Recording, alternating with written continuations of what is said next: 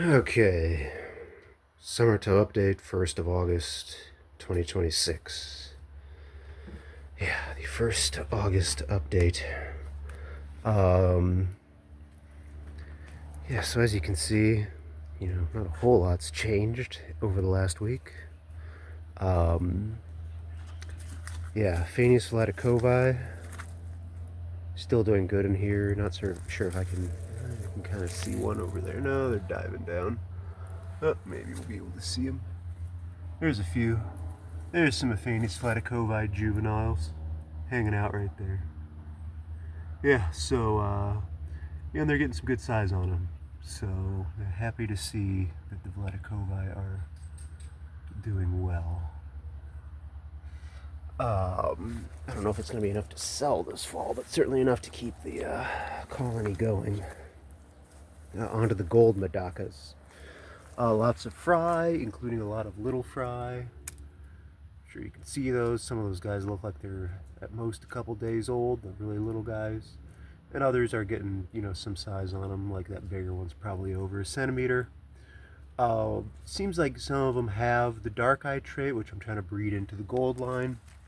And yeah, like I talked about last week, I think I'm gonna, I'd abandoned the golds at one point, but I think I'm gonna, pick them back up, and especially for next year, start refining them and try to get like a dark-eyed gold line into the steel Hikari tub. There's some of the breeders right there, but should be able to see there's also a couple little fries swimming around. There's some more there, getting both golds and gray, which is good. Don't know how many have Hikari fin at this stage. You can't really tell, but yeah. So yeah, seem to be getting some decent numbers out of here.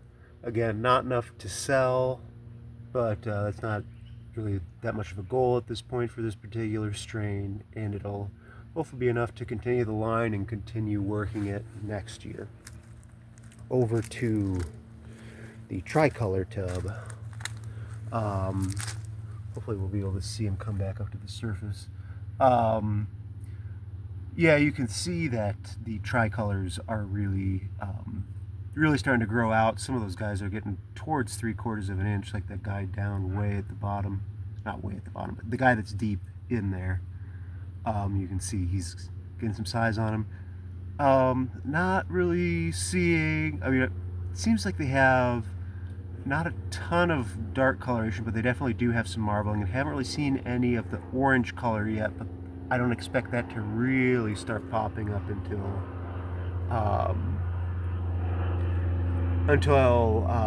they get a bit more mature. So still, but overall I'm pretty happy with the production.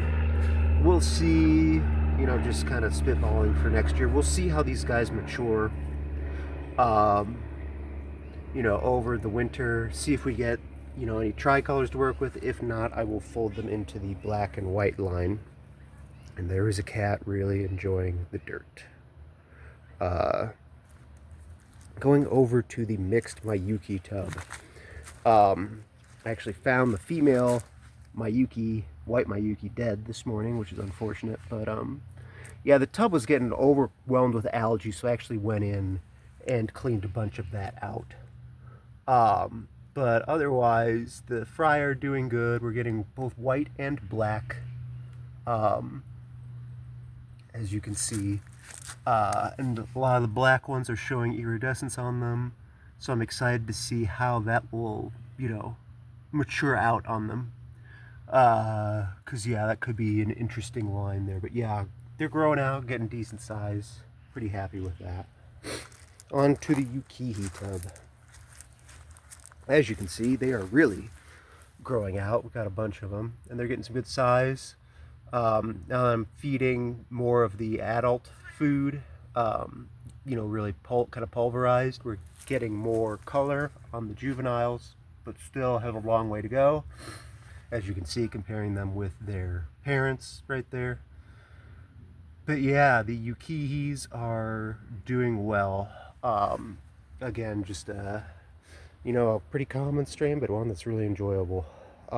Should say the mints are, you know, it's beginning of August, so the mints are really starting to flower now. Um, the Australia cannas come back, and then the yellow canna is getting ready to flower. There's this main bud right there that's almost ready to pop, and there's another one coming right there. Excuse me. It's smoky out from the wildfires, so I've got a little bit of congestion. The small Halloween tub, kind of same old, same old. It's not producing a whole lot. Seeing a few small fry in there, but not a ton. But yeah, probably just going to produce enough to, you know, just to add to the overall total. Not getting, I was expecting to have a really big Halloween production year this year, and not so much. But what can you do? Geo's tub, he is not out basking, no. But yeah, he's doing good too.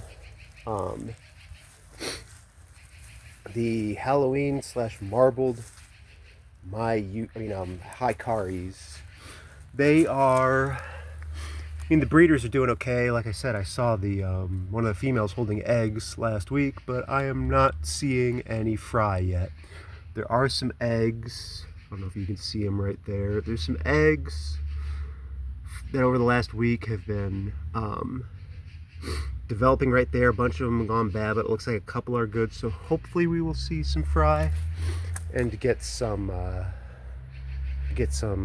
you know, material to work with for next year. Again, sorry with the sniffling. Okay, and actually I'm just seeing for the first time there is a fry in the Aphanius mento tub. I'm literally seeing this as I am recording. Don't know if you can see. Yeah, there he is, swimming around. So we are getting some Aphanius mento production, but I have not seen a whole lot, and usually this thing is booming this time of year where there's just fry everywhere. So I don't know, just not a big Aphanius mento year, I suppose, but that's okay. I kind of overdid them last year, and I'm cool with just, you know, being low-key this year. Baby turtle tub, just as expected, haven't really been seeing the baby turtles at all, because that's how baby turtles are. They just hunker down and, you know, grow out. Excuse me, yeah, it's just really, I'm getting hit by this smokiness. The small white and black tub, no fry.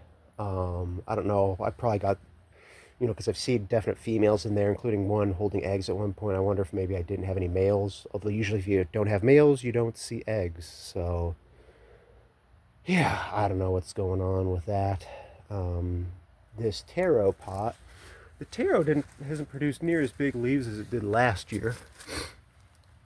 And as you can see now, it has mint and corkscrew rush growing in with it. So, yeah, I might be doing some transplanting here at the end of the season.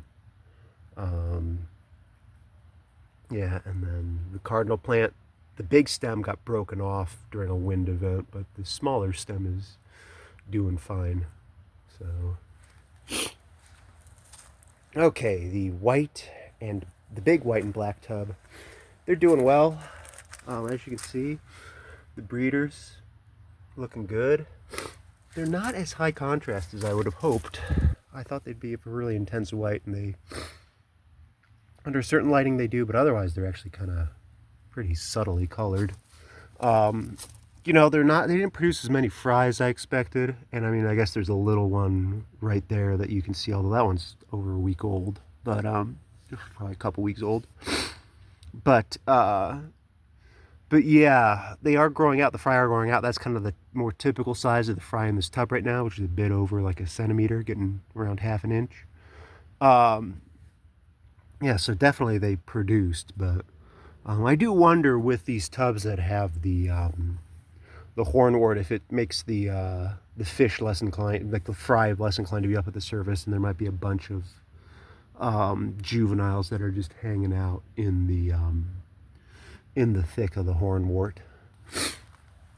One other thing I should say about the hornwort that I don't like so much about it is eventually it does start to pile on top of itself like this, and seems to get more susceptible to algae, and also seems to reduce the available space for surface-loving fish.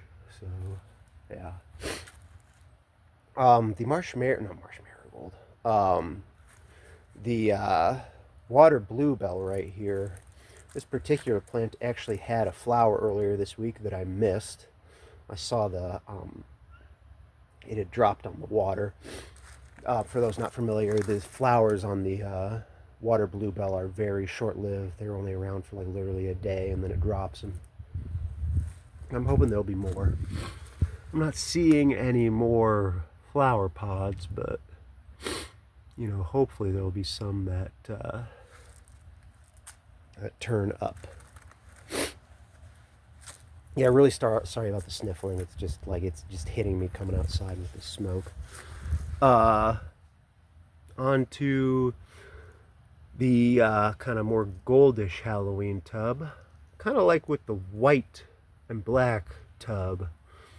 You know, this didn't have the level of production that I was expecting, but the stuff that has been produced is growing out, getting some good size on it. So, yeah, just going to continue growing it out. There was one when I was out earlier this morning, and there is some little guys back in here, as you can see. There was an interesting looking juvie around earlier this morning that I was thinking like, ooh, I should probably hold it back and see how it matures and what it looks like. It was like a very uniform, like dark fish, like almost grayish, and I want to see how it ends up maturing.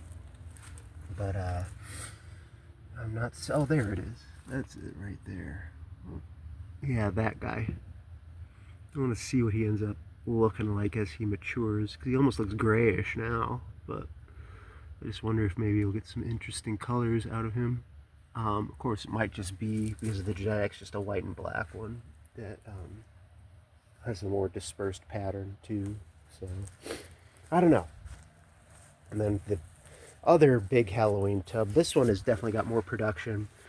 You know, from earlier in the season, the breeders got, like the initial set of breeders I put in here died out, and so I had to reset it.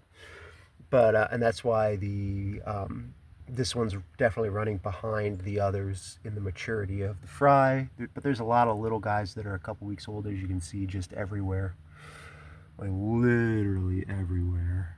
So so yeah, they will. They're going to continue growing out, and yeah, that'll probably be the bulk of my Halloween production this year is going to come from this tub, but it's going to be small when I bring it in, so I might have to overwinter it before selling it.